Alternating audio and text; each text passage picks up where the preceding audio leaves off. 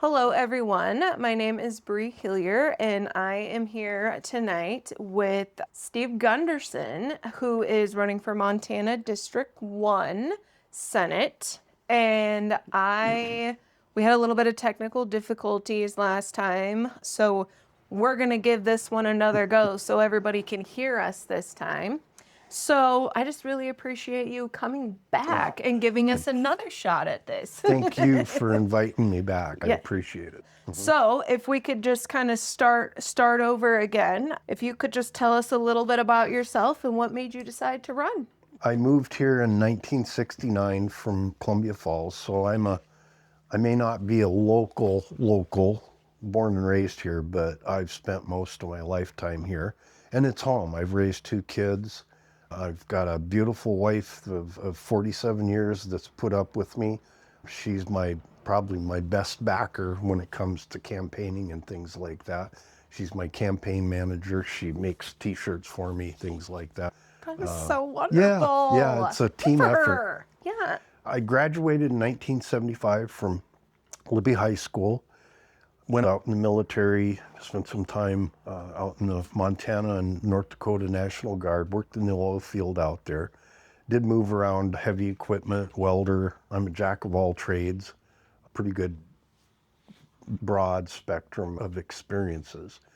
While I was in the military in North Dakota, I was a combat engineer, so I got to use a lot of that heavy equipment and building things, that type of experience to my advantage. We moved back in '82, I believe it was, when my dad passed away, and we helped start a family business that was run until probably 2017.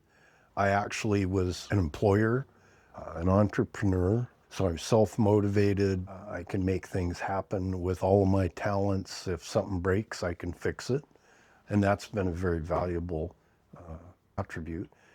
And then I was a citizen advocate for timber and logging, mining, things like that. I worked with Bruce Vincent and Communities for a Great Northwest. That led me up to being actually asked to run for a state house when Jerry Bennett termed out. And my first answer to him was, no, that's not my ballywick. And so they kind of kept pestering me. And the more I thought about it, I thought, well, that's really just an extension of what I've been doing as a citizen. So now I've got a bigger, better voice in the State House. And that led me to 4 terms in the House. I've worked through leadership. I was on natural resources, business and labor, local government, all 4 sessions. The last 2 sessions, I was actually the chair of House Natural Resources. Wow. And my last interim, I was the chair of EQC, the Environmental Quality Council. So pretty proud of what I was able to accomplish in 4 terms. And I'm one of those legislators that I get accused of working full time. I don't go home early. I'm in the books. You can ask my wife. I work from 4 o'clock in the morning when I wake up normally till midnight reading bills. And that's one thing.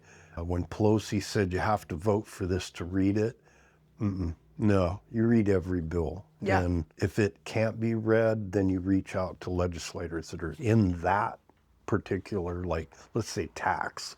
I'm not a tax guy, but I work with a lot of people that can inform me of what a good bill is. Right. So I think that pretty much wraps up my experience. I'm running now for the Senate, and that's a much bigger step. Some people think that it's where to start, but I think you really have to start like the janitor. Right. And mop the floors first. Right. And work your way up, which I think I did. And it's not that I deserve to be a senator, but I've got all the attributes of willingness to serve, wanting to serve,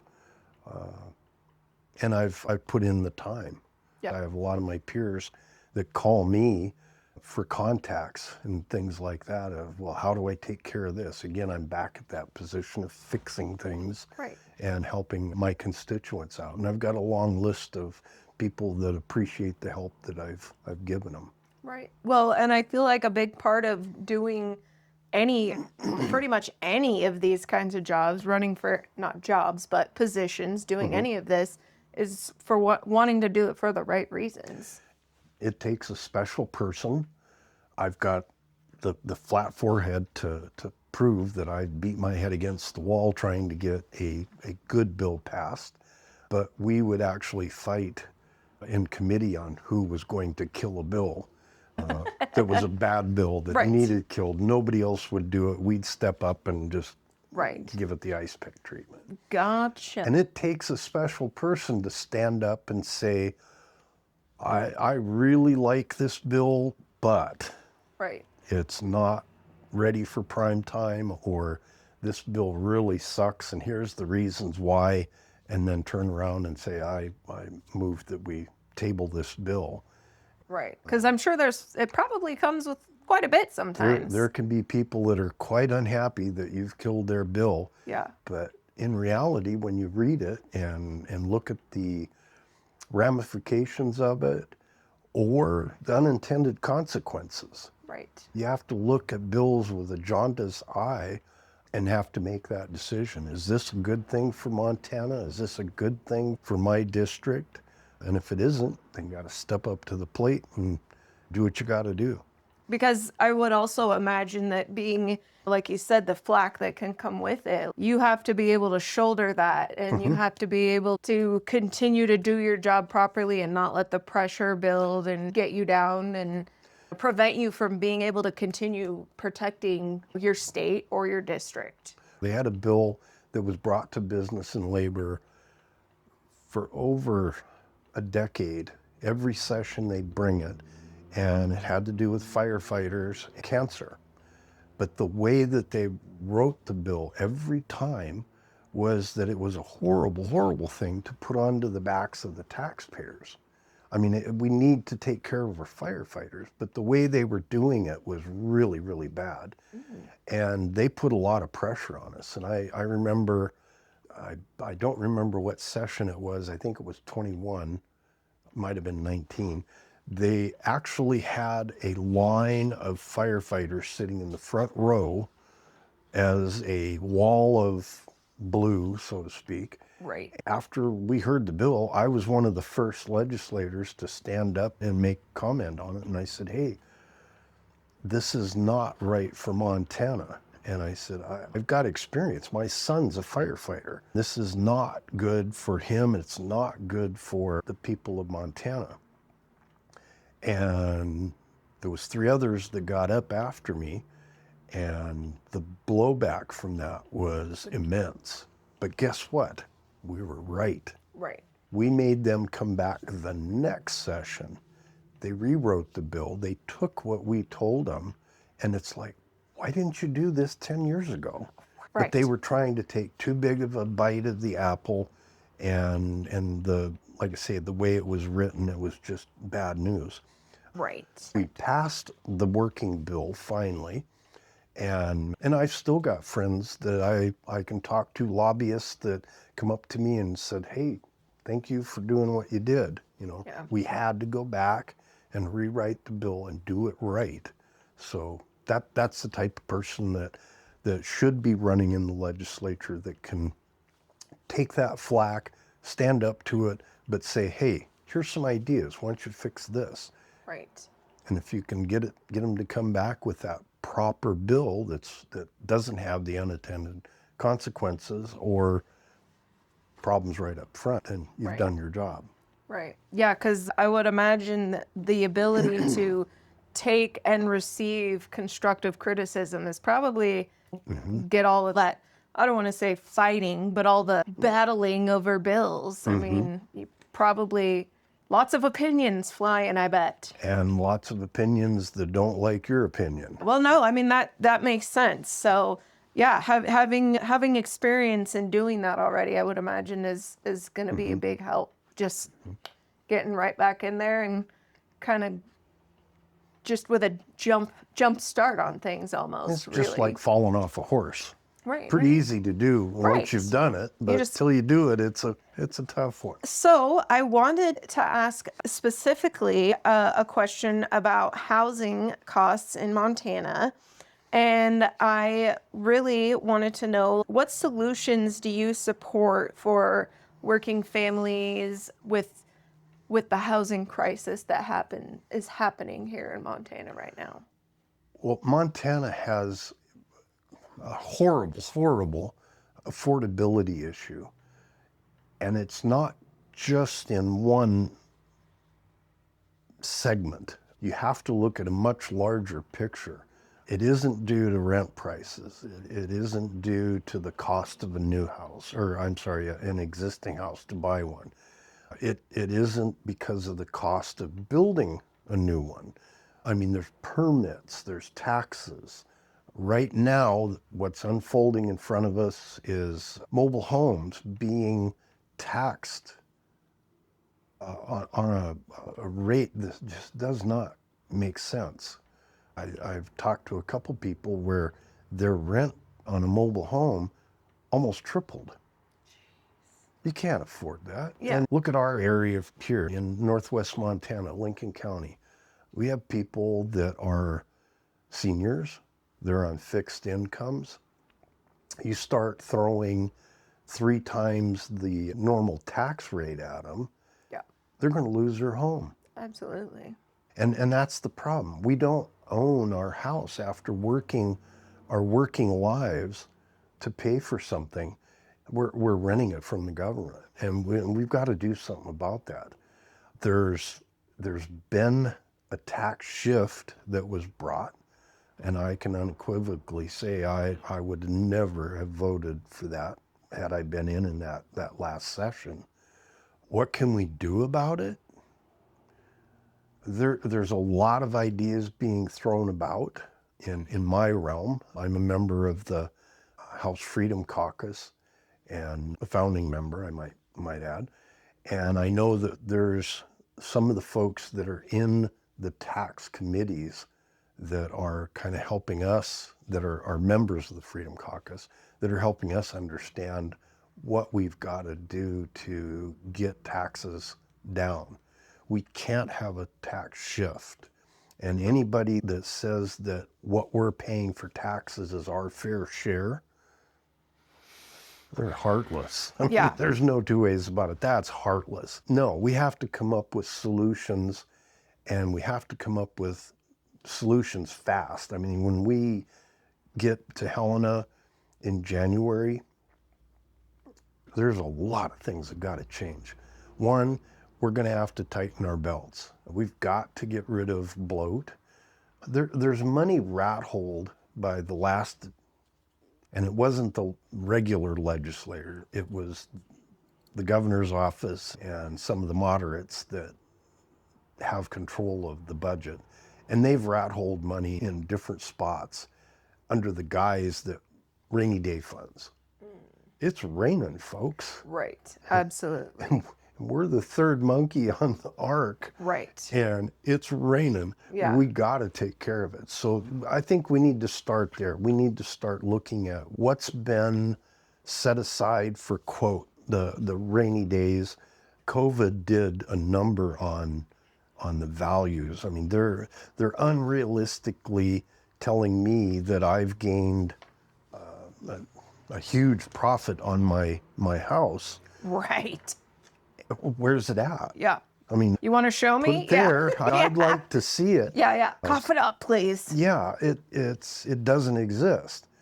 Right. So going back to the tax shift shifted taxes from some residential areas. Yes, there's some that went down, but there's still people that are residential that went up. Right.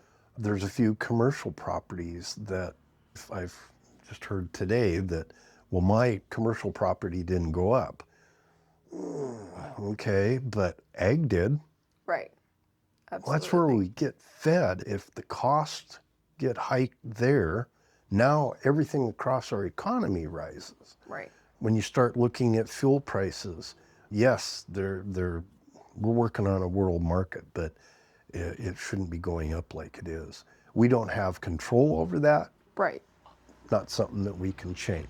Right. But I do think we need to totally reform, and that word needs to be taught to a lot of legislators, reform. Right. And that means stop spending, finding cuts that we can make. Absolutely. You can't run a long-term program on the federal funding being there, because it may not. Right. More than likely That. on a heartbeat. Yep. I guess I've kind of gone around the question, but there's so many facets to it. Right. Do I have solutions? If I told you I had a solution, I'd be lying to you. Right. I'm not a tax guy. Right. But I do align myself with people in the tax realm that are a whole lot smarter than me. And we have them right here in the Northwest. We have Senator Carl Glim. He's done some really amazing things. He had a SB 90 last session, and it would have been true reform. But the moderates worked with the Democrats and created their own little majority, and they killed that bill. So I guess the other side of that is that anybody that says that I have the solution is, again, either a liar or a fool. Right. Or both. Right. Because this isn't an I thing. Right. Absolutely. This is a team. Right. And when you bring a bill, I don't care if it's a tax bill, natural resource policy, a daycare bill, it isn't just you. You don't just get your buddies together at the legislature and say, hey guys, this is a great bill. It's got a process to go through, and it's long, which by design. Right. It's arduous by design. And to get there, you've got to work as a team. You're one of 150 legislators, and you can have all of them behind you. Right. You can pass the bill, put it on the governor's desk, and vetoed. That's crazy. So you've got 151 legislators, or excuse me, 150 legislators and one governor. So that's your team right there. Right. And it takes working together to get bills across. Wow. You don't just change things by walking in and say, hey folks, I got this super idea. Let's just pass it on up to the governor. Right. It doesn't happen. I mean, and I would imagine that, like you said, that the process is long and, by design. And that's probably for a multitude of reasons of like, we got to make sure it's good, it's legal, it's, there's like all those different things.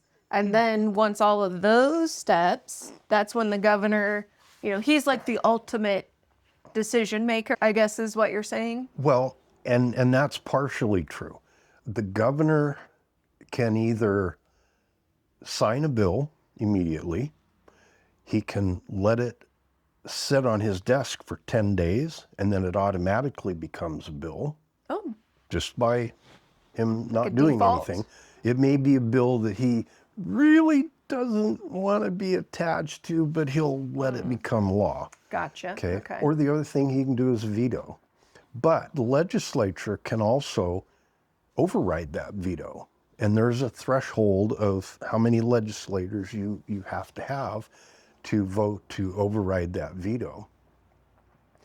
And I've actually had a bill that was a bail bond reform bill that we passed through the House and through the Senate, got to the governor's desk. One of the administrators of one of the agencies decided that he didn't like it.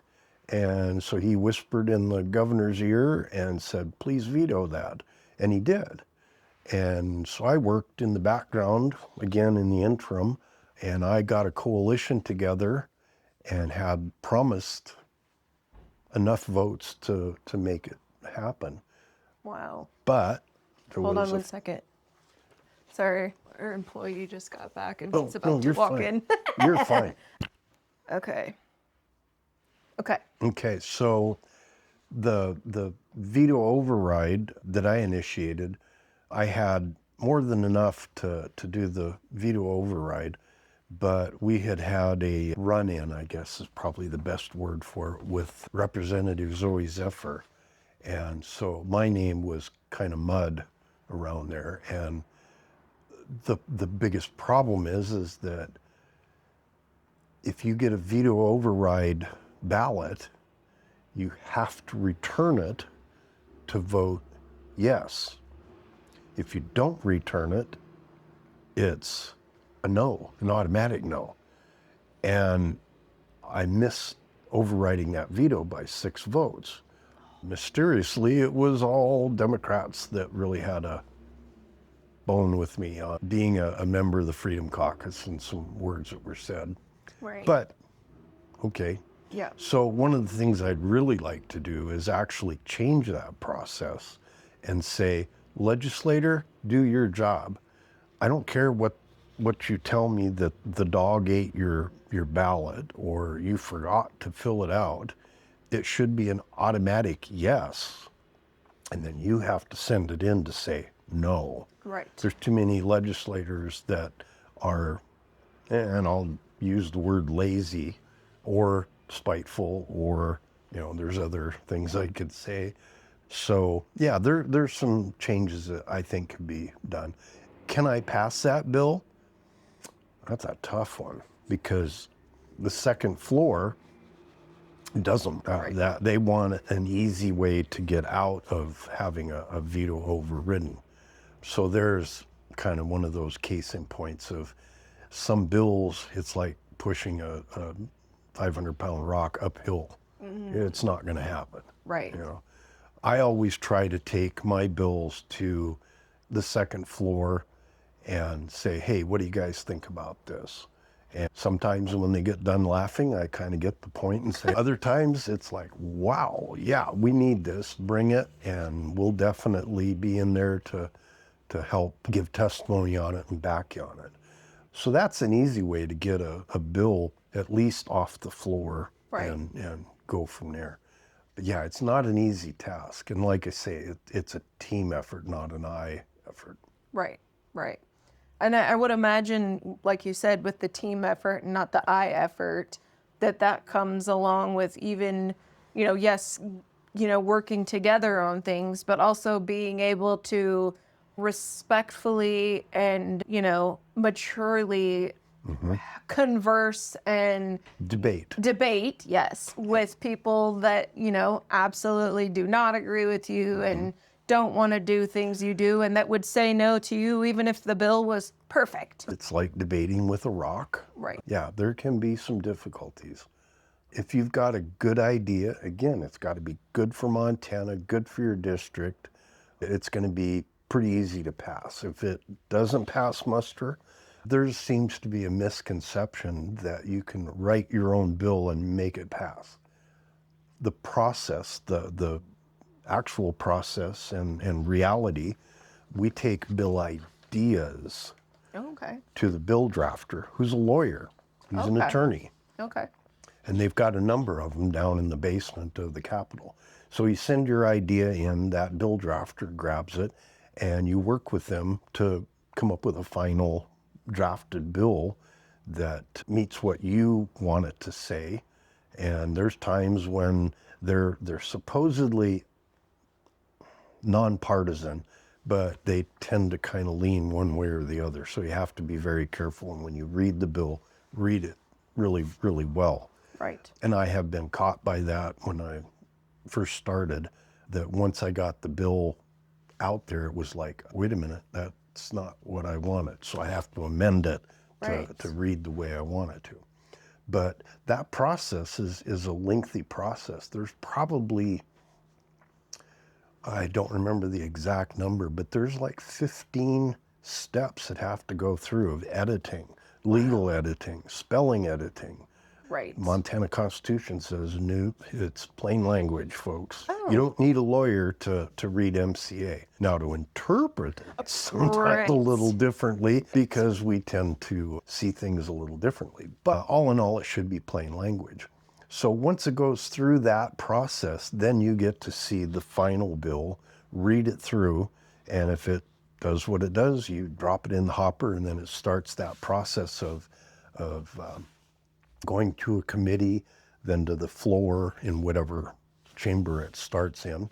And if it passes that, then it goes to the other chambers committees. And if it goes from there, it goes up to the chamber. And then if everything's cool and copacetic, they haven't killed your bill or amended it into something you don't recognize, which has happened, then it goes to the governor's desk, and either one becomes a bill by him signing it, he waits 10 days and it becomes law, or veto it and kill it. I don't know if there's like a end all be all time, but from the minute you get all your editing done and you're like, all right, I'm ready to put this in here, what's the time process? I mean, is it different every time?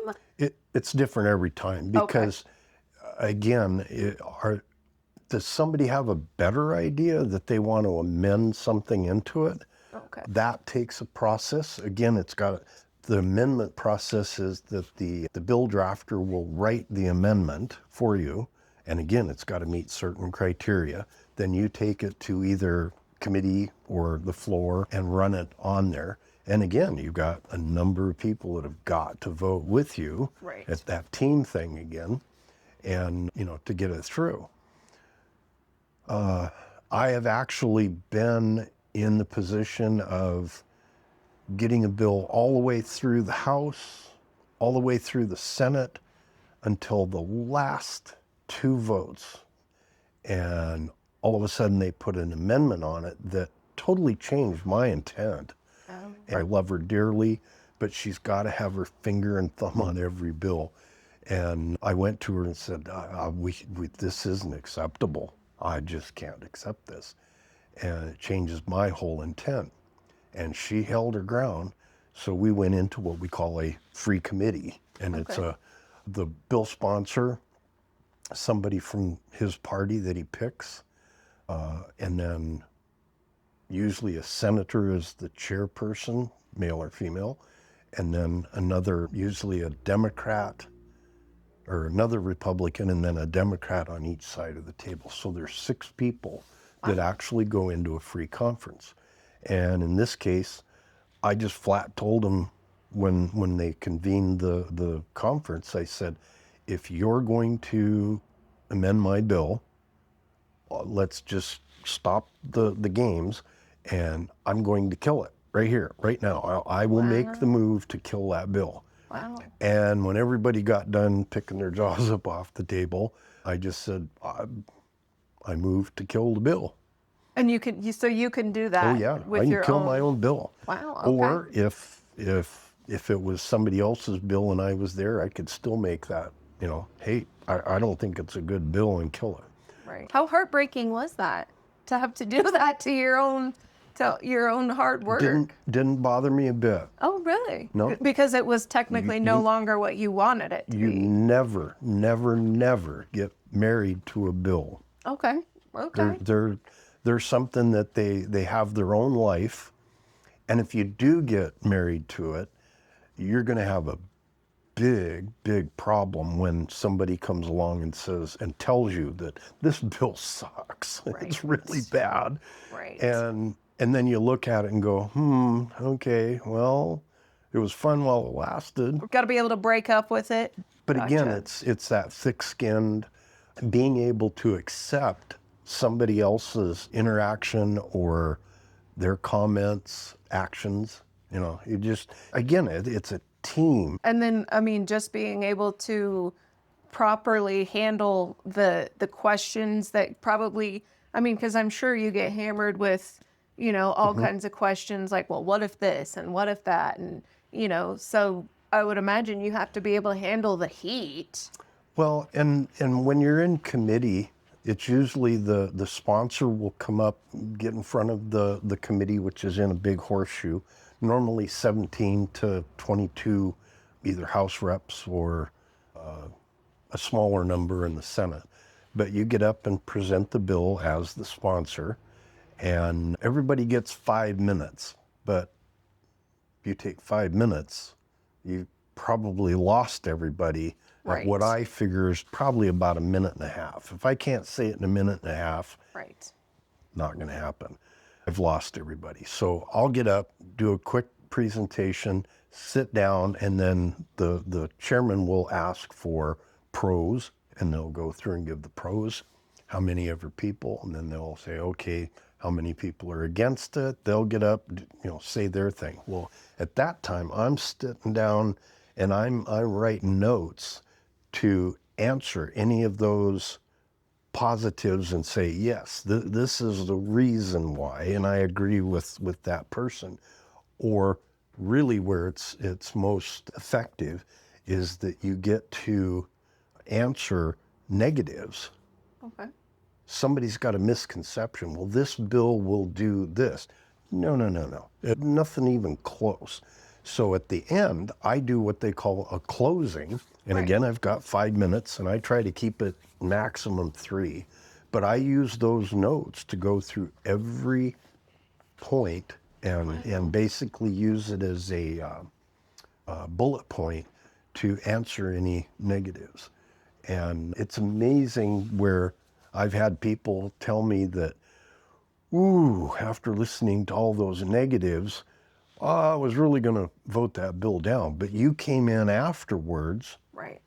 answered all of those allegations or negatives.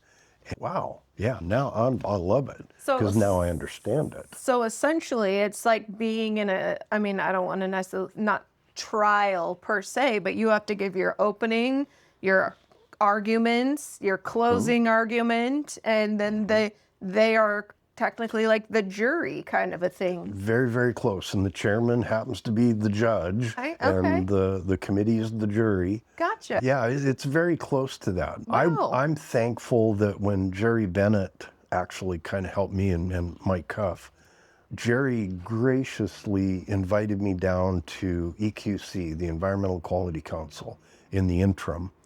And I was able to see the professional back and forth. The process is lengthy. You'll be recognized and you'll say, Mr. Chair, you address the chair, Senator blah, blah, blah. Yes, I think your question's great. Here's the answer. And you basically sit down and then they'll ask another question and you just keep getting up and you go through that process. Well, having that knowledge and watching the process, being able to pull myself up basically by my own bootstraps, learning things as I went. I never got paid to go down there, and I spent 2 days through the whole EQC meeting, and actually I did that twice. When I got to the presentation part of, hey, you're a legislator now, and we need to teach you things. Well, we were in a room where they were teaching us about committees. And I'm sitting there listening to this dissertation going on. And I noticed there were people that had cards, and they were actually reading from the cards because they were doing a mock committee hearing. And I'm thinking, well, where's my cards, Right. Okay. Well, I'm listening to it, and it was the state of Montana wanted to do away with all vendors and make their own highway signs. Oh, Okay. Because they have a printing press for the state. okay. And so just before they started closing, I raised my hand and, Madam Chair and Mr. Blah, blah, blah, can you tell me why would the state ever want to do that? Because we're taking jobs away from the state. Well, the chairperson looked at me like I was an alien, and I'm going, what's going on here? And when we were all done, the gal that was putting on the mock committee said, Representative Gunderson, where did you learn that? Because you guys shouldn't know this. And I said, oh, I've got experience from being at EQC and picked it up. And she said, well, but you hit the problem right on the nail. The state should never take Wow. business away from Right. citizens Right. and citizen businesses. And it was like, ooh, okay, well, did that one right. So to me, it's been a learning process from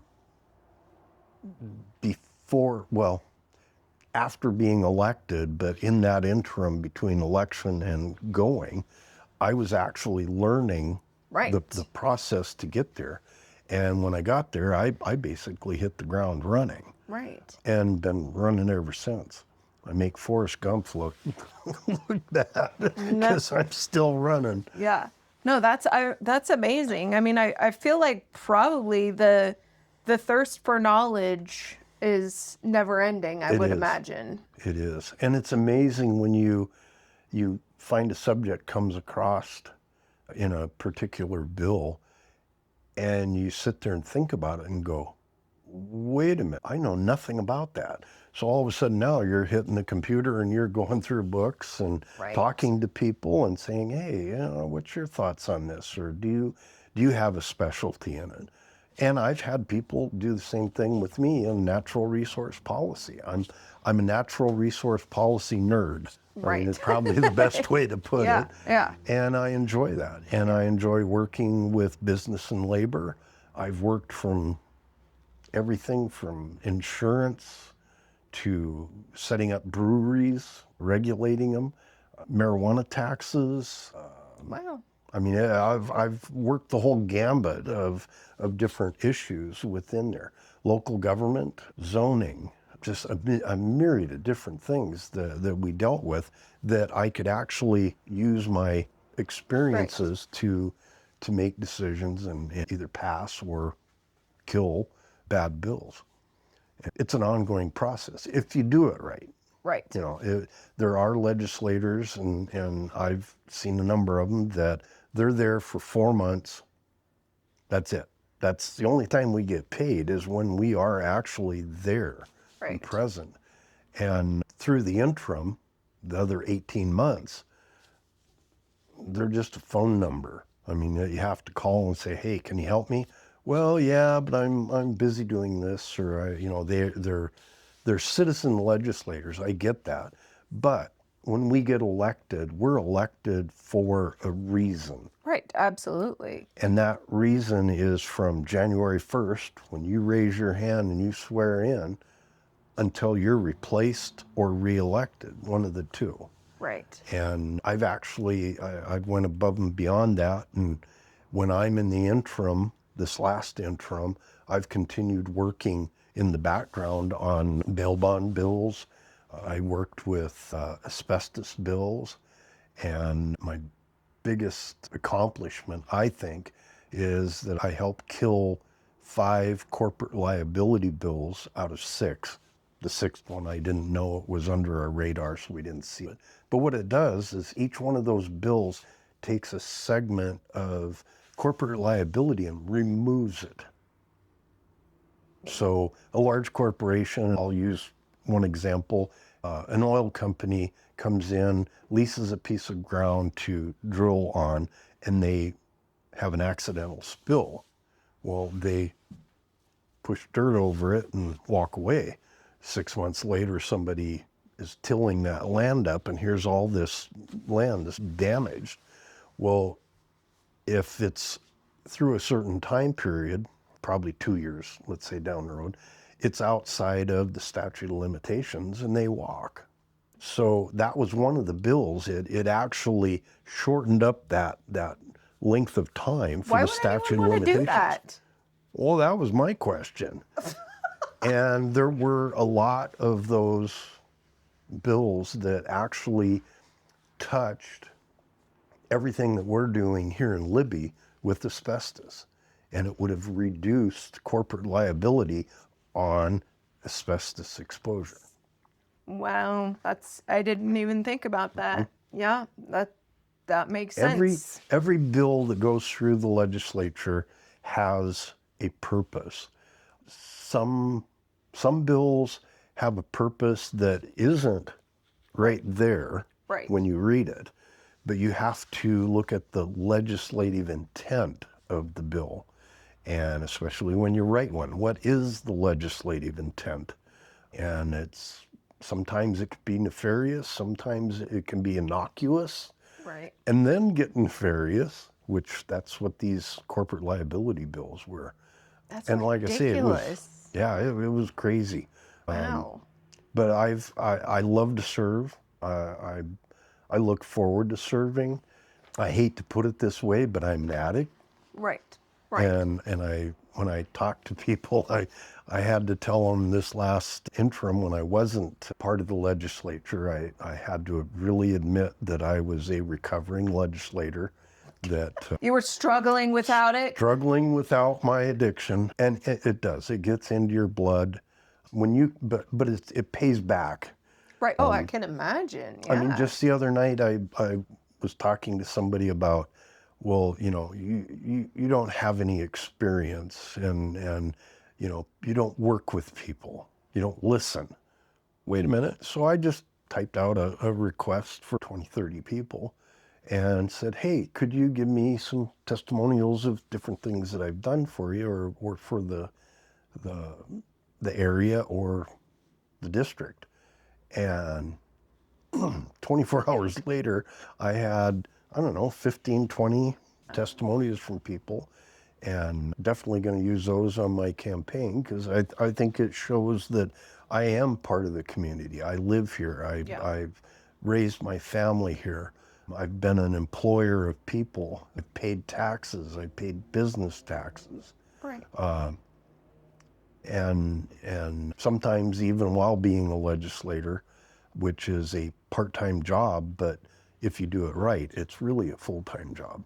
Right. And again, I've got the credentials from people actually reaching out and saying, hey, can you help with this? Right. Not a problem. Give me an email. I'll forward it to an agency director, and it's usually fixed within a short time frame. Yeah.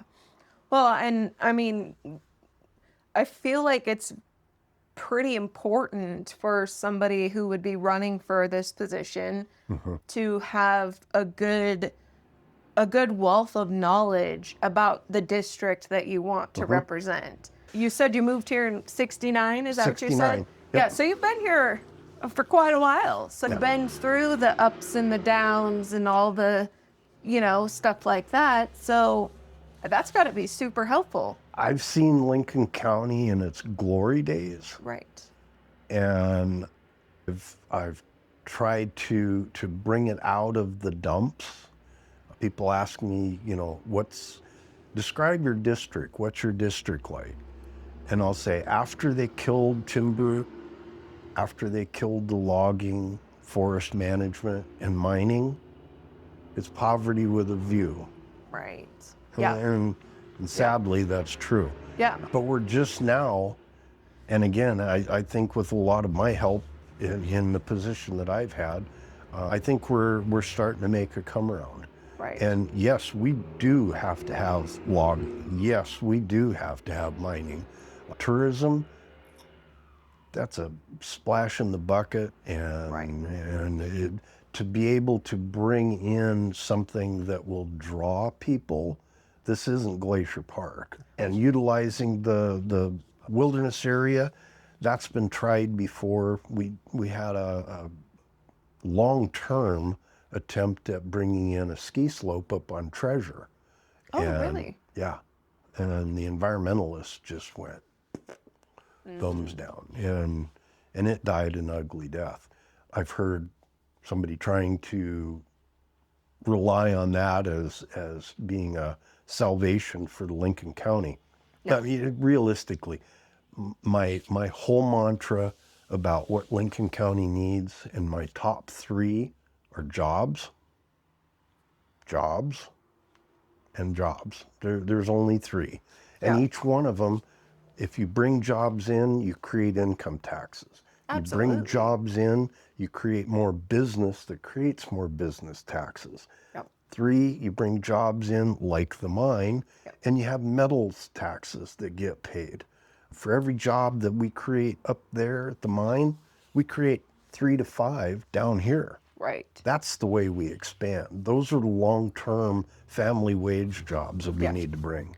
Bringing a tourist attraction in, no. No. Not I mean, gonna happen. and I get that we have a lot of local businesses that that really are great for the tourist. I mean, Oh, yeah. obviously, like our neighbors right over here. I mean, in the summertime, I can't even tell you, they are busy every single Right. day.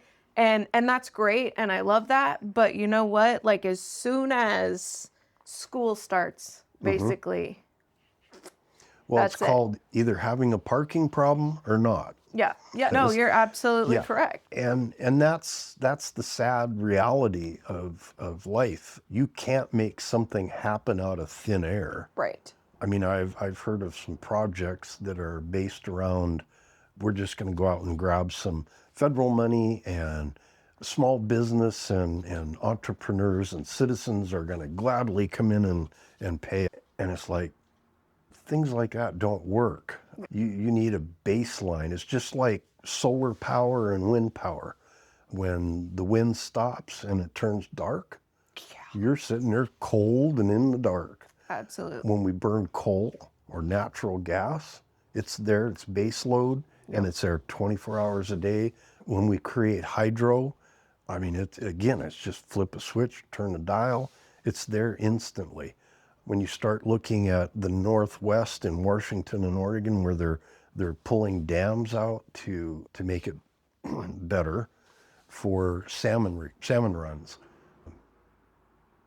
they're not creating anything that's improving the environment, because the numbers really don't change, because there's another problem on salmon. Sea lions and killer whales eat more salmon. Right. Right. That's the reason you don't have returning numbers. Right. Let's face it, it's not because they can't spawn back or come up and spawn.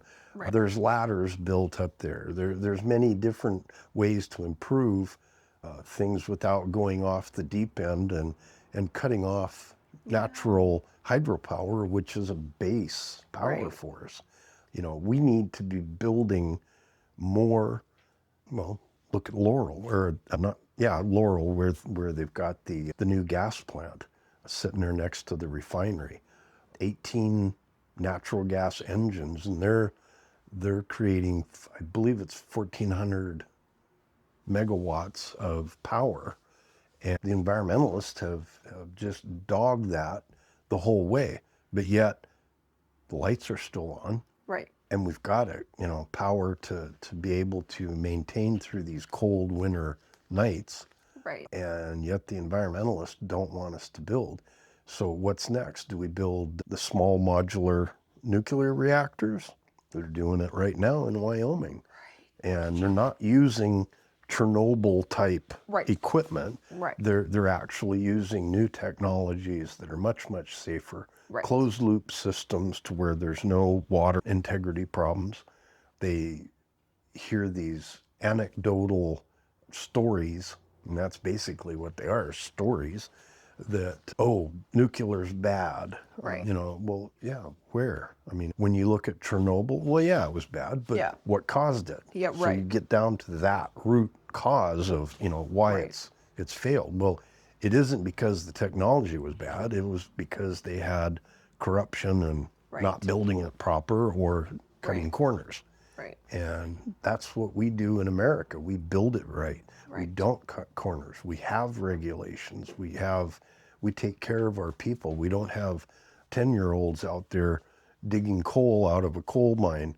Right. We have HR people taking care of human rights. Right. Absolutely. Which is something, I mean, obviously it sounds like you know some stuff about the Chernobyl thing, and I've always heard about it and, known the gist of what happened, but I can't remember if it was a movie or a documentary that they had just done recently, and I had watched little bits and pieces of it, and it was wildly, it was obviously, it must have been a movie because it was very theatrical, and like some of the stuff in it was clearly like dramatized for movie effect, but it was crazy. Some of the stuff, basic story, it was wild.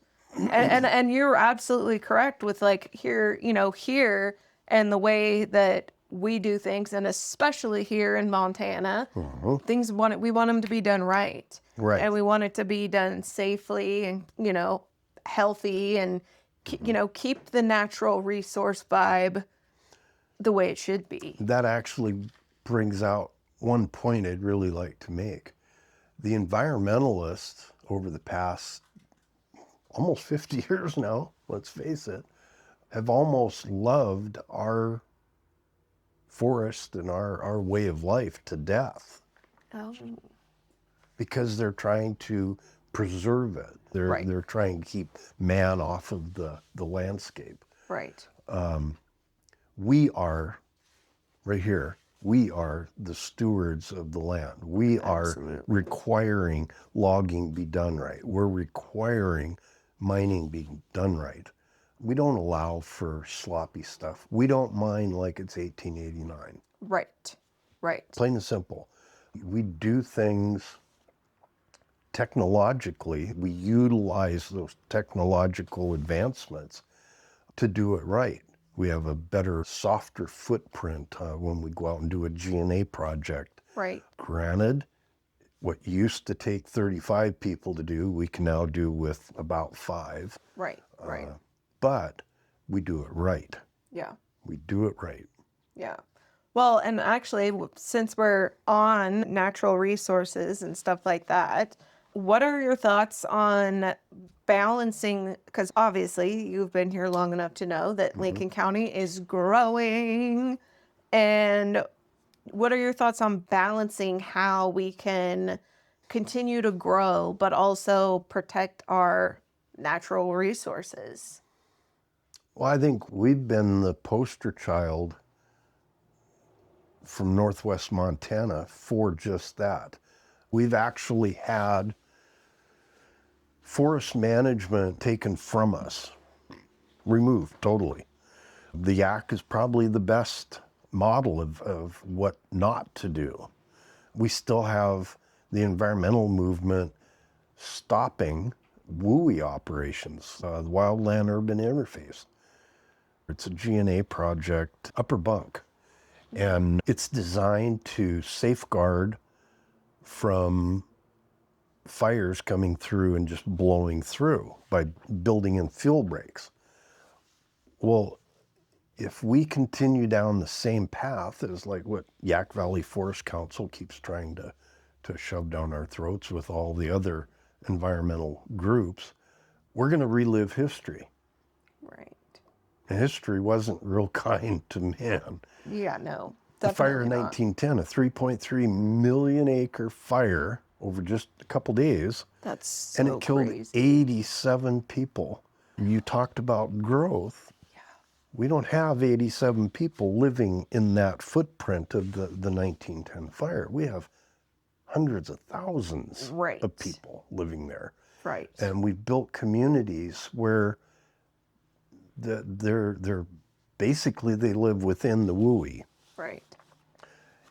And if the environmentalists won't allow us to do fuel breaks to dampen that fire, because you take a crowning fire and it crowns through unmanaged forest. As soon as you get to a project that's a fuel break, it goes from the crown to the ground, Gotcha. and now it's manageable.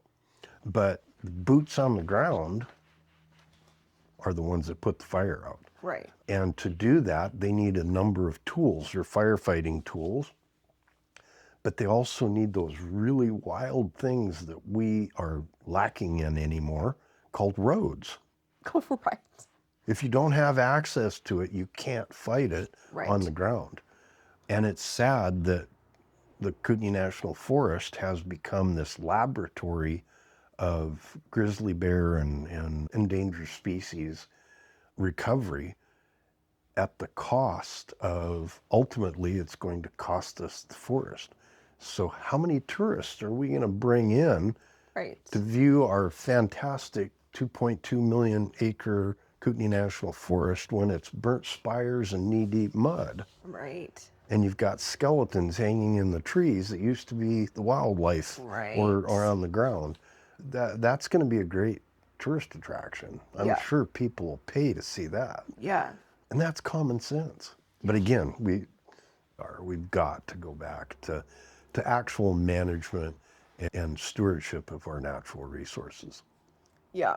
Well, I mean, and like you said with the road thing, that is probably one of the number one things I hear the most Yeah. about people wanting to, there's a gate here, there's a gate here, I mean, it's mind-boggling. But it's gone further than that. Again, we were the poster child of the gate system. And they started gating, and then they actually went further and started the Kelly hump, Oh, yes. which is a tank trap, Those basically. two, yes. Then they moved to, well, it used to exist on a map, but we removed it off the map. Well, if you can't see it, you don't know where it's at. How do you Right. find it? Well, a lot of us, and I use the word older, people remember where those roads are. Right. And so what they've done is a lot of those roads that were removed, they've done obliterating, they've stored them. They've gone in and actually scarified the road prism to where it's unusable, and then put debris all over it to where it blends in with the terrain. And all you can see is this kind of winding, meandering opening in the canopy. Right. And you look at it and go, well, there was never a road there. Well, they've obliterated that road. Okay, so Wow. if you follow that mantra that we've got, grizzly bears don't like to cross roads. How do they get from when they drop them off in the wilderness area, how do they get all the way back to the flathead without crossing a road? So a lot of the science that's being used, I think, is junk science, and it's science that has been promulgated by the environmental groups to basically just bully us into doing what they want us to do. So my question is, after 50 years of grizzly bear recovery, when do we call a success and say, Right. we've done as much as we can, Mother Nature's got to go from here, Right. but we also have to accept when we've heard the recovered number is 100 in the Yak cabinet. Well, we know we've got, because we've done studies, we know we've got approximately 55 of them. Well, if you've been doing this recovery program and even bringing other bears from outside the area, and those numbers don't go up, Right. What's going on? what's going on? Yeah. Because yeah. it's isn't not going to get working. any better. Something's not working. Yeah. Maybe you guys didn't get the right number, and you Right. guessed wrong. Or that was the whole premise of it, is if you set it too high, we'd never get to that point. What is how, when you're in legislation and you do what you're doing, how do you balance, that aspect with, the things that people firmly believe in as like a personal freedom?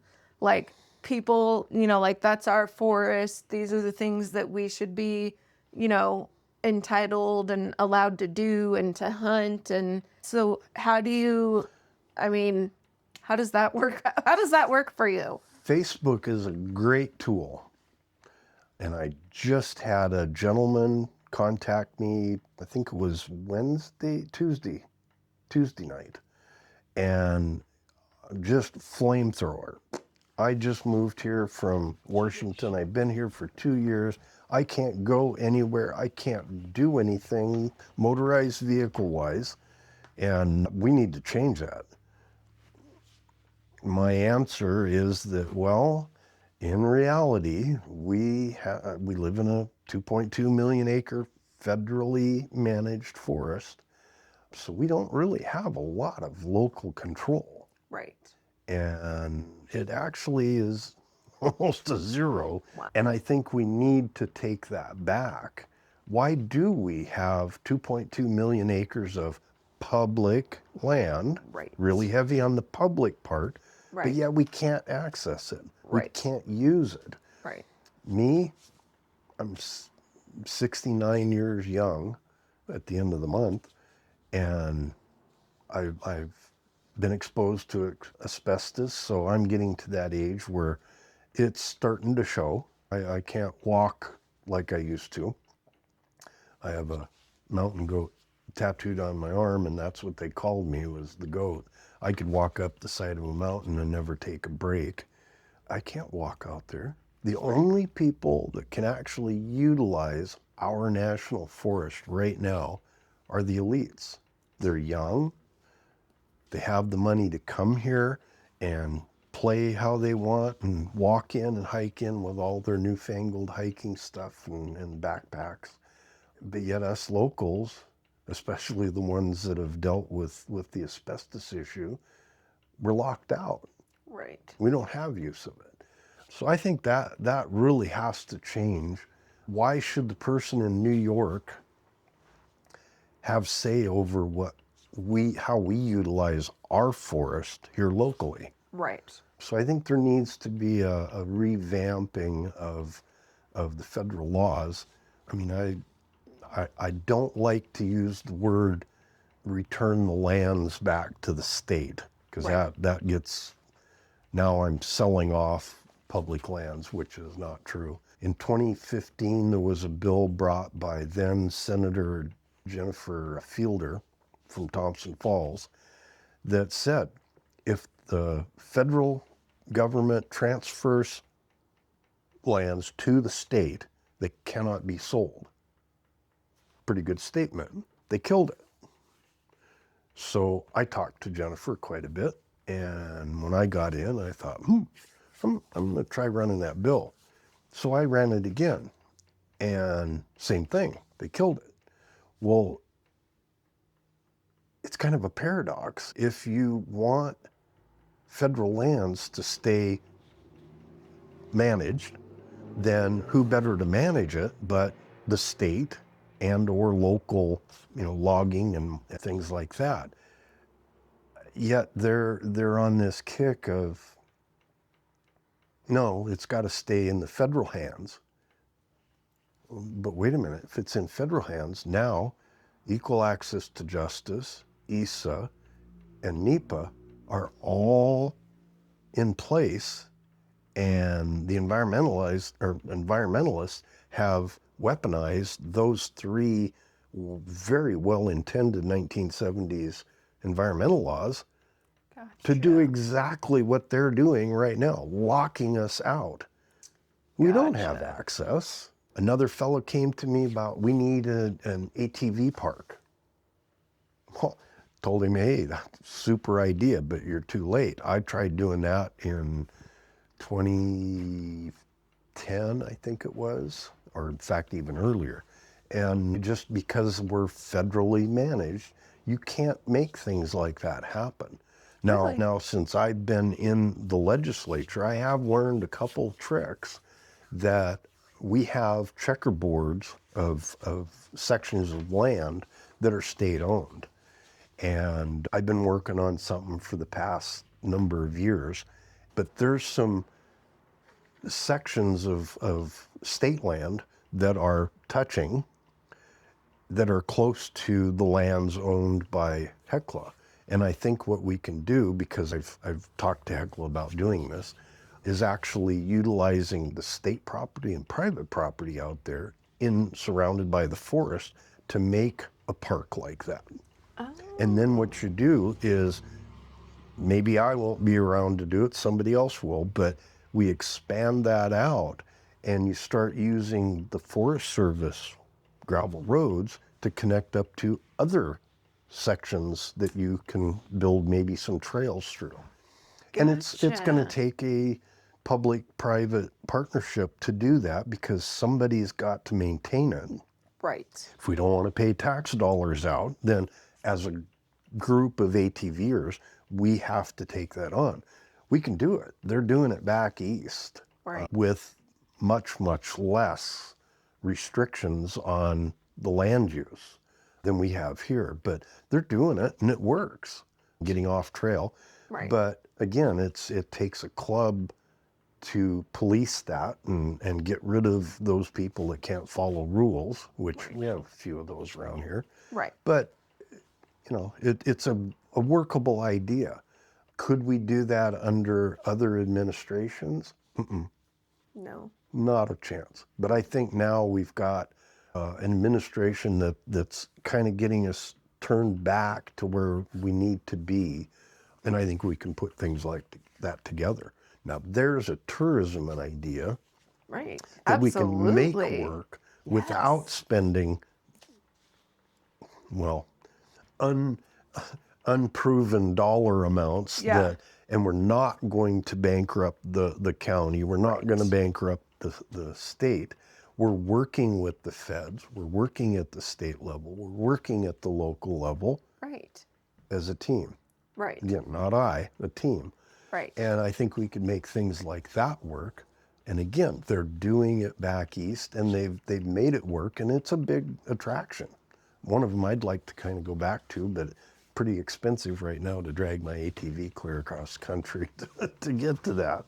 There's an idea that I think we've tried to do something similar to that, but we didn't have the connections that I have now. Right. And I think the timing with the feds and the administration that's saying we have to go back and manage. Well, if we're going to manage them, let's expand the use and put it back to true multiple use, not just an elitist little Teeny little play area. Yeah, teeny weeny little area. Yeah.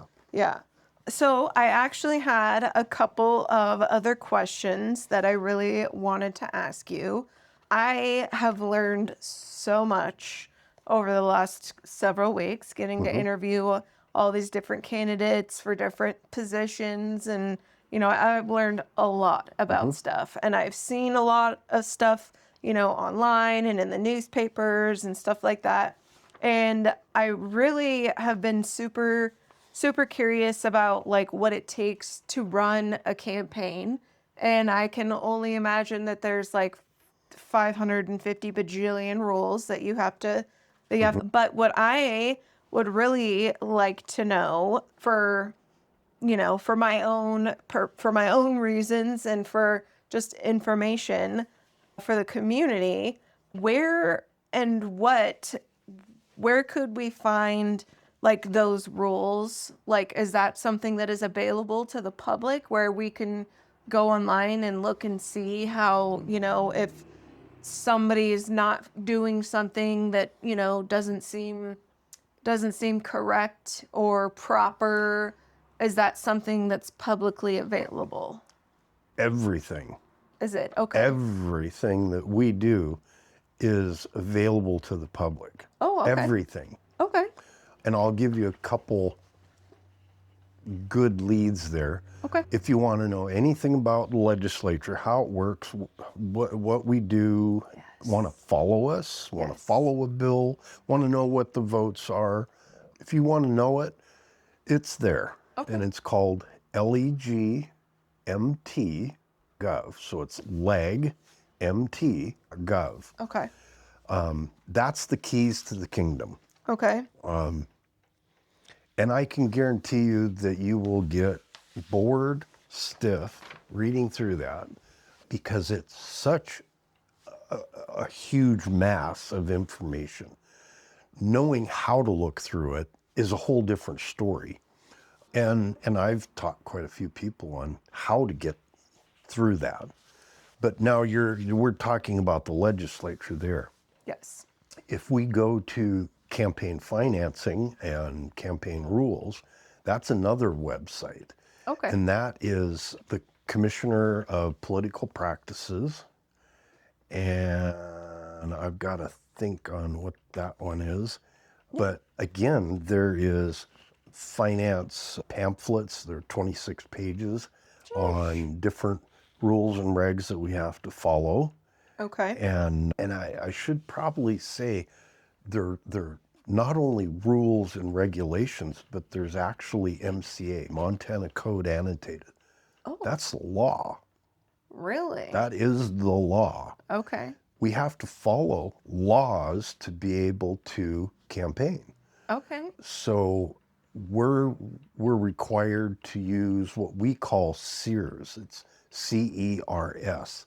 and it's the campaign expenditure recording system. They're kind of adapting it and trying to make some changes to it. But it's a great tool. If you want to know anything about campaign financing or campaign rules, it's a great tool to use. So, I mean, so what I'm getting from what you're saying is that you essentially have to run your campaign like you would run a business, kind of. Like you have to keep track of your spending and your, your incoming and your outgoing funds and stuff like that. Is that kind of what you're saying? Actually, I would say that I would much rather work with the IRS screwing up my taxes on my end than to have to work with the Commissioner of Political Practices. Oh boy, okay. Chris Gallis has been in the position for, I believe, the last 2 sessions, Okay. and he's thorough and nonpartisan. Okay. I don't care if you make a mistake at a Democrat finance report or a Republican or an independent.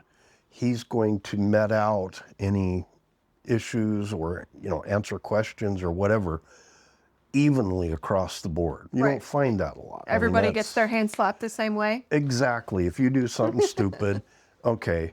And a lot of times what I've seen is he actually will call up and say, hey, you've got an error. We went through and reviewed your report and you've got an error and it needs to be this way.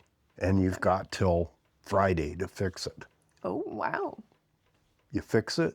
Oh, hey, great. Thanks for fixing it. No cry, no foul, nothing. Everything's good. Now, if you go the other way and you don't follow the process that's been put into place blatantly, probably going to cost you. You're going to get a fine. Oh. And the thing is that he has the ability to forward that breaking of the law to the county attorney to be able to file charges. So Really? yeah, you don't just come in here and blatantly break the rules. There are consequences. Wow. And just to maybe take a break there, the website is political practices, one word, .mt.gov. .mt.gov. Okay. Perfect. Perfect. Let me make sure I'm... So that, just to refresh, that's the website where people could go to find about what like the rules and regulations. All rules and regs, what we have to do. And you can actually go in and view each candidate's reports, every one of them. Okay. Now we have quarterly reports, like as we came into this election, prior to when we filed with the Secretary of State, it was once every quarter.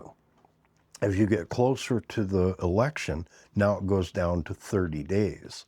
And then once you get to that 30-day window to the election, now there's certain things that kick in. If you have a expenditure at a certain value, it has to be reported within X amount of time. If you have a contribution of certain value, it's got to be reported immediately. And it's all to make sure everybody's following exactly the same policies, same rules, same regs, same laws as everybody else. So there isn't this I stuff. Again, it goes back to that being a team. Right. And either you're a team player or you're not. Right. But again, if the rules are easy. Right. Nothing to them. The laws are easy to follow. If you follow them, everything's kosher and off you go. Right. I believe we need to keep our records, if I remember it, it's for 4 years. Okay.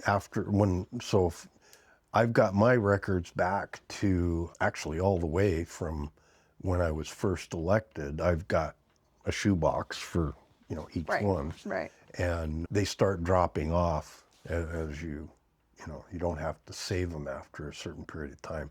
And again, I'm foggy on that because I just keep mine. So I guess my next question kind of would have been like, what steps do you take to make sure that your campaign is following the rules on reporting and the advertising and Yeah, yeah, okay, yeah. So like pretty easy. yeah. Pretty easy. Yeah, with like your campaign signs and Mm-hmm. stuff. I know that there's been a lot of questions about signs being in places they're not supposed to be, Mm-hmm. or signs being taken down, or stuff like that. Is there rules for that as well? And there is, but again, now we're getting into kind of a realm that isn't really the Commissioner of Political Practices.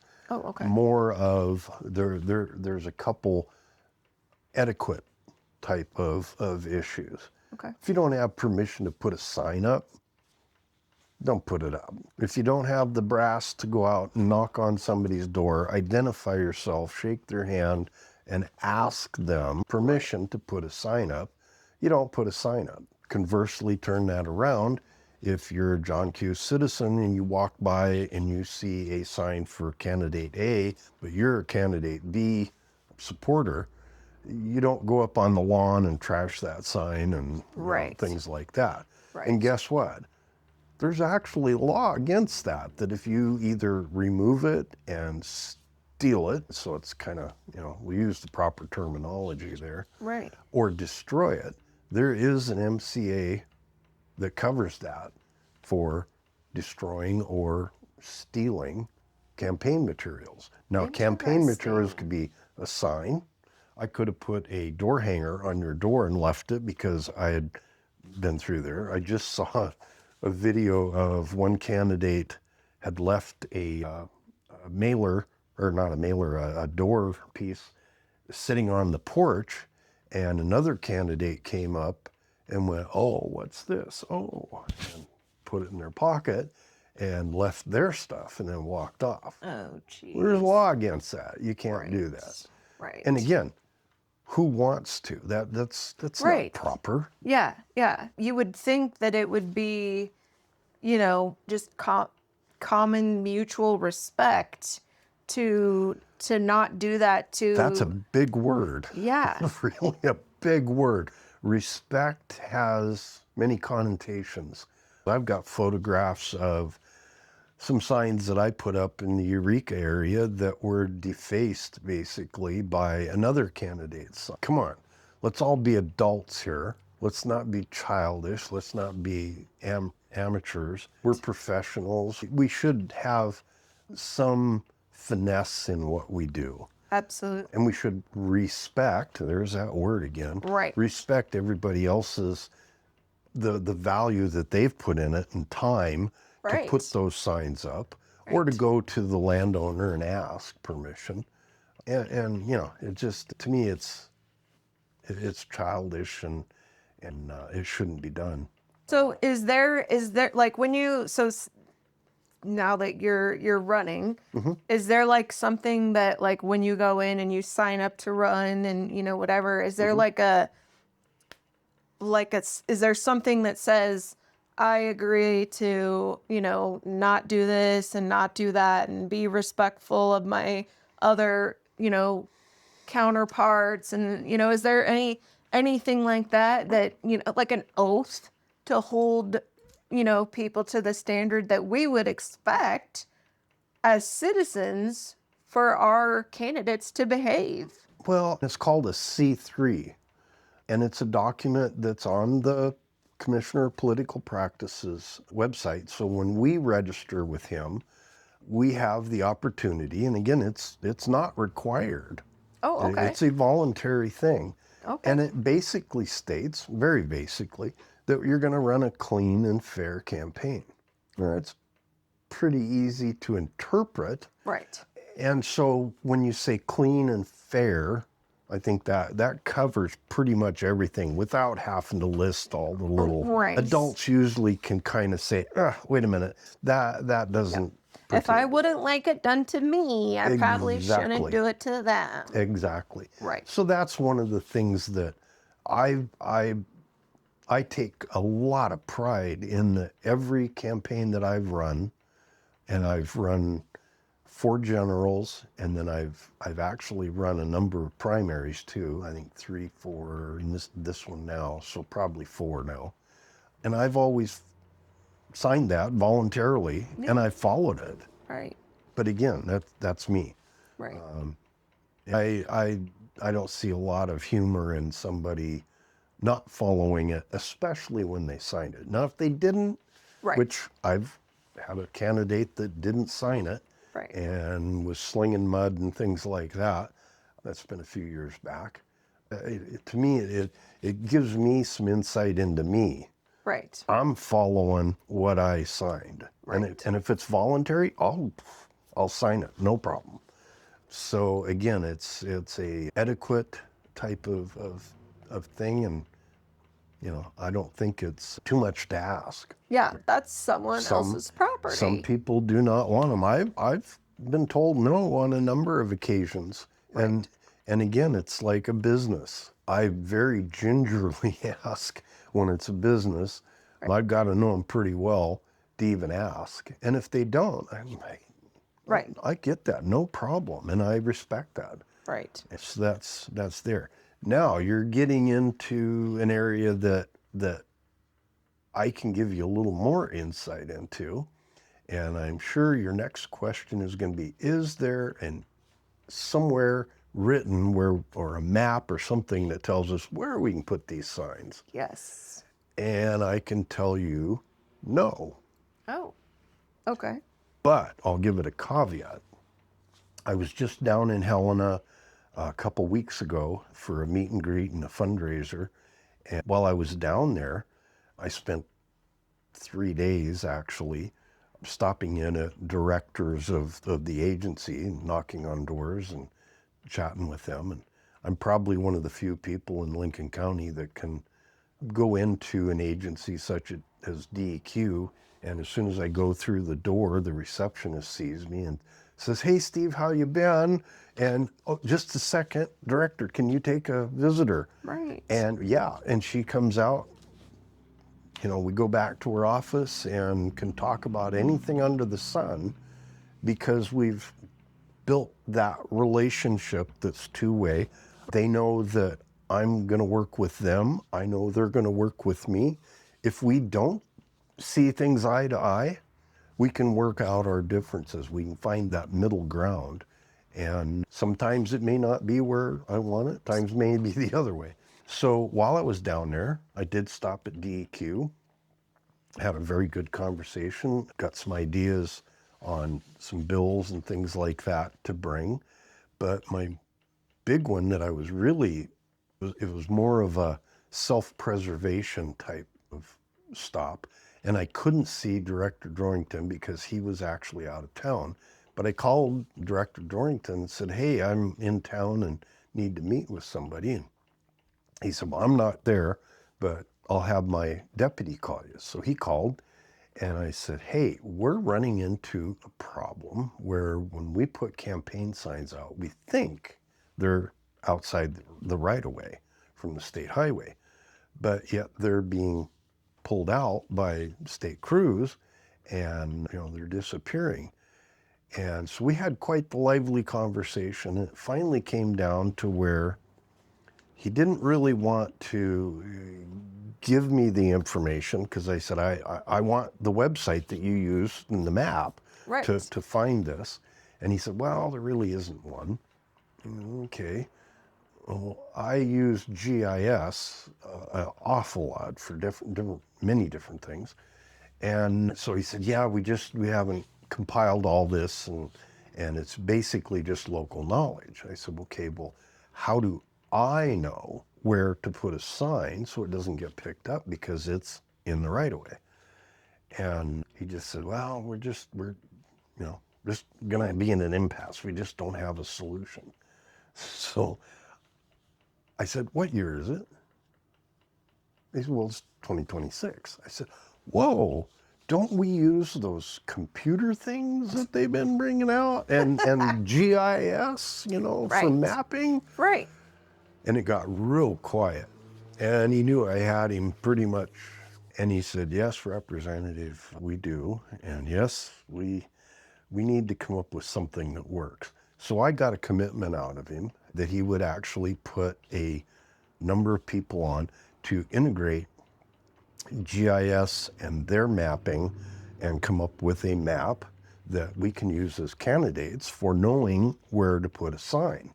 Because I said the other alternative is that I'm going to pick the phone up every time I put a sign Every out. single sign. Every time. Yeah. And I'm going to, either you're going to get a lot of voicemails or you're going to pick up the phone and you're going to hear me and I'm going to request that you come out and put a flag in. And so I made it pretty easy to where he said, we'll come up with something. Wow.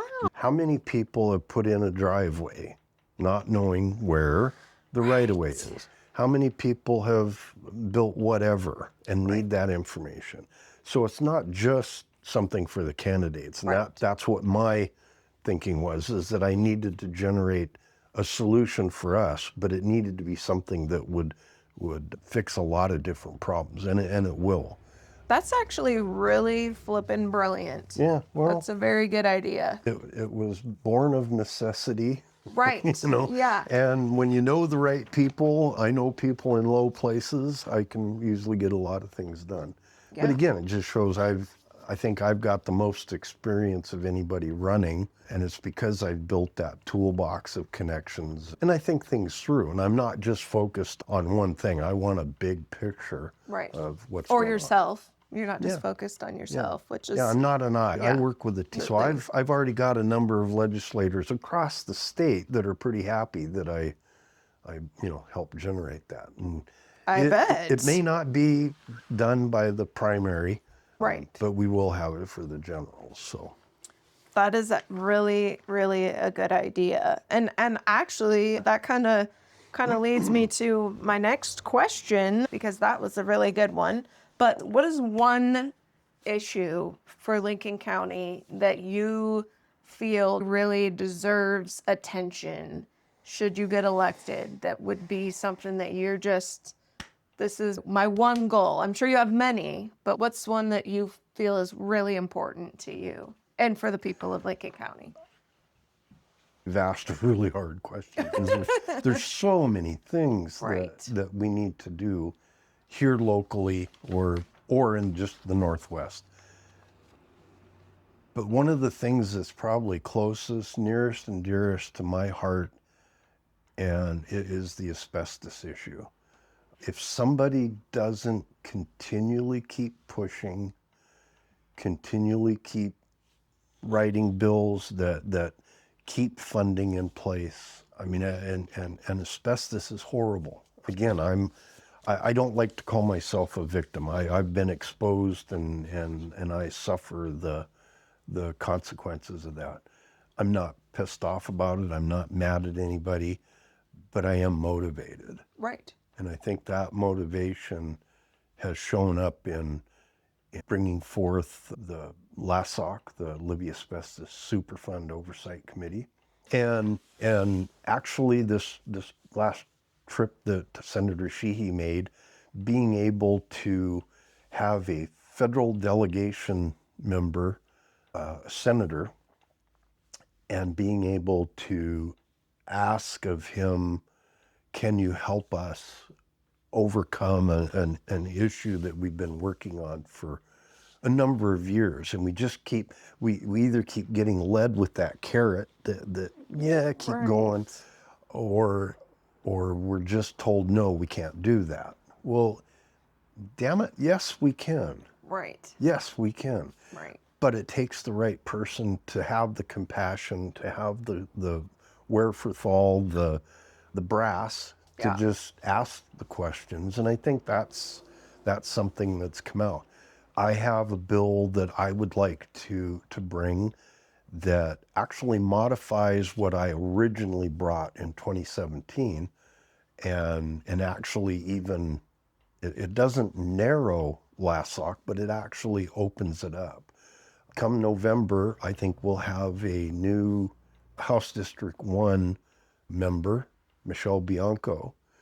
And Michelle is She's so stinking super. smart. Oh, yeah. My goodness, she's so smart. I'm amazed. I talked to her a number of years ago, well, not number of years ago, last year, and asked her if she'd run. And I got the same answer that I Right. gave when I first started running. And so I let her sit on it for a while and then asked her again. And so she thought on it for about 2 months and then finally called me up and said, "You're right. I have to do it."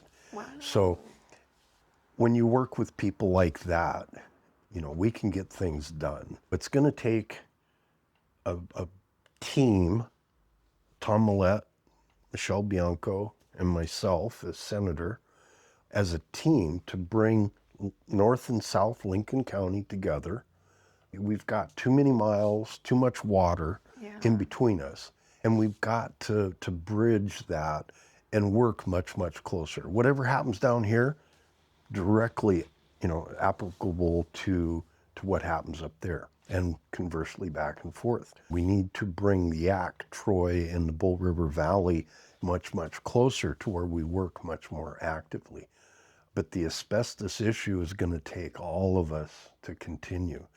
And I hope to instill my knowledge, my experience, my compassion into that team to where when I'm gone, they're going to be champions that pick up the mantle and run with it. So I hope to instill in them the same thought process and try to make sure that that same drive gets things done in the future. But yeah, we've got to work with the asbestos issue. There's a lot of autoimmune disease patterns that are cropping up that I don't think people have connected the dots. Part of what happened Monday when we had the senator here was that we were able, with his help, to actually memorialize a pretty sizable pot of money that would help ARP, Asbestos Response Program, and LASSOC work with DEQ for many, many years to come. And I think we could go back and rewrite my original HB 30 that made LASSOC possible and take the funding process that Senator Vincent put together and actually bring that down, or maybe put it into a pot that nobody can touch, so we continue that funding well into the future. And that's what it's going to take. We are challenged to keep the remedy the EPA left us in the cleanup. We need to protect that. Right. And if we make it difficult to where, or expensive to where, we don't take care of cleanup when we do find errant asbestos, we're going to find it, and I'm paraphrasing Mark Peck, who was a commissioner at the time, a member of the LASSOC, and he said, we're going to find black garbage sacks out in the forest filled with, because people are going to find it And they're going to say, oh, it's going to cost too much to clean this up, and they're going to contaminate themselves in the process and just make it 10 times worse. So at that point, what happened to the remedy? It's gone. Yeah. And we can't have that. So again, that's what I am most compassionate about. And I think there's so many other issues. I don't think the asbestos issue is going to be the only issue that I deal with, but it's definitely going to be at the top of my mind. Right. And I'm always looking at how can we improve LASSOC. One of the things that we've done is we only have one of the House members, and they're picked by the Speaker of the House to be on LASSOC. So we have 2 House members. And that's one thing that I've thought about and thought, wait a minute, we need to solidify this a little better And so rather than the speaker pick, I think we need both people. And especially since we have Michelle here, I think we need to bring her into the group.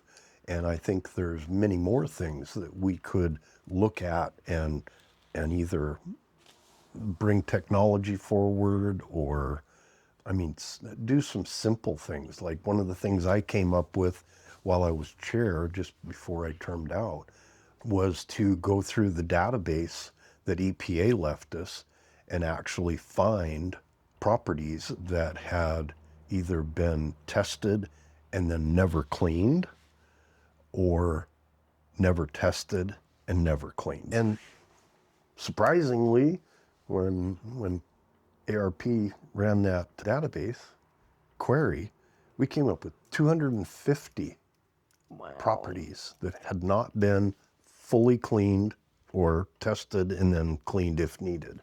Wow. And so what we did is I had them randomly pull 10 at a time as their workload would allow and clean them up. Well, since I've been out, they've got 50 of those completed and checked off. So we got 200 residents that still could have some form of possible Right. asbestos contamination. And we'll continue to march on that and get it done.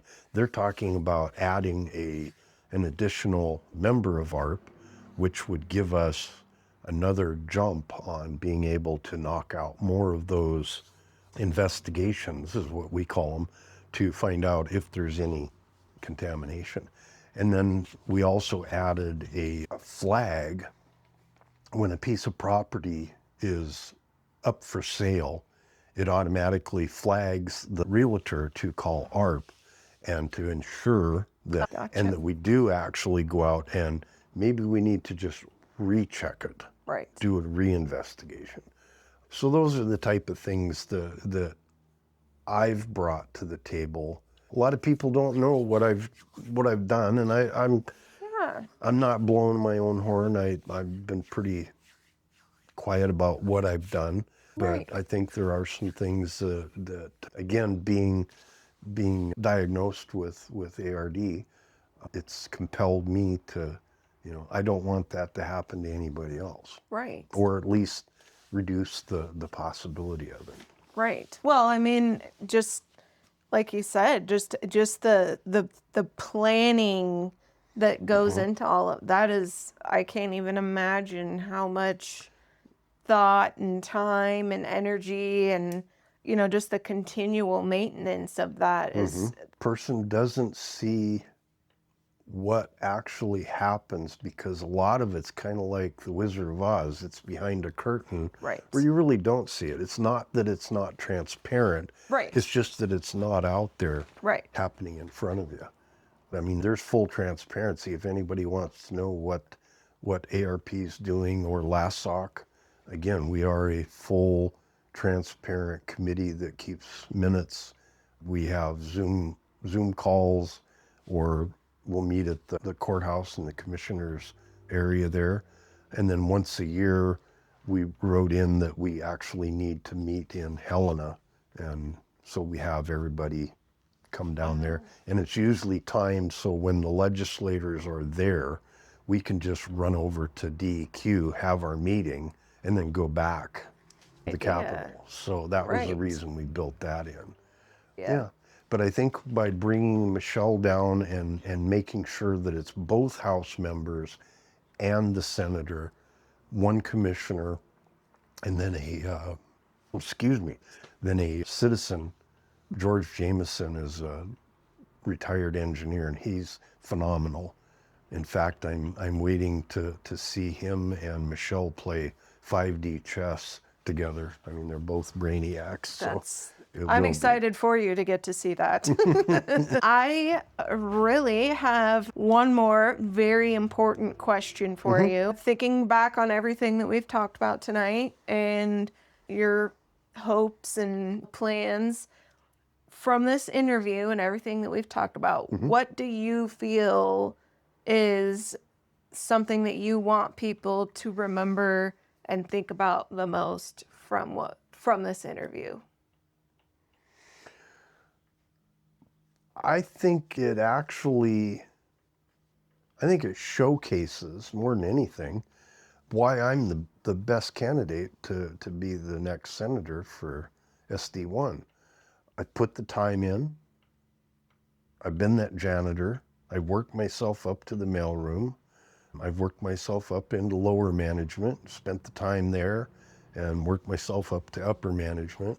I've learned everything on the ropes. I've actually taught people along the way. I've brought my own peers that work with me. I've sometimes drug them kicking and screaming with me through that process. And I think it just shows that to have good representation, you need somebody that's experienced. You need somebody with common sense. But you also need somebody with a vision. You know, and reality sucks. Right. There are, I mean, we live in a box. Absolutely. And you can work outside the box, you can think outside the box, but there's a lot of things that you have to stay within that box. Absolutely. And things like being an adult, working with people, being a chairman of a standing committee or an interim committee, and dealing directly with people and being not only fair, impartial, making decisions on telling people, I'm sorry, I'm the chair of this committee, and I ask for respect, I give respect. Absolutely. And I'll pull my rule book out and say, oh, this rule says that the chairman is always right. Right. And if you question that, look at below and it'll say, go to number 1. The chairman is always right. Right. But having been in that position, I've had a lot of people that show me respect, and I turn right around and show them respect, and we're at two opposite ends Right. of the spectrum in how we think. But we work together. Right. I don't look down at them. They don't look down at me. I think we look at each other as equals. And it takes a special person to work with people. My wife says, if you pick that up, I'm going to kill you. But I do. Yeah. And right. there's some times when I have to say, hey, I'm right in the middle of something. Right. Family's first. Yep. Give me your phone number. Give me kind of an idea what you want to talk about. I'll call them back. Right. Or if I'm really busy or on the line, which happens a lot, leave a message. My phone's always open. My email's public information. I'm on Facebook all the time. So I'm accessible. And I have an answer probably for most everything, not everything, but sometimes you're not going to like the answer I give you, but I'm going to tell you the truth. I'm not going to sugarcoat things. If I can help, I'll help. If I can't help, by God, I can probably find somebody that can help. And that's worth a lot. So this whole thing isn't about me. It's me being a team player, part of that makes it for everybody else and makes it work. But other than that, that's my story, and I'm going to stick to it.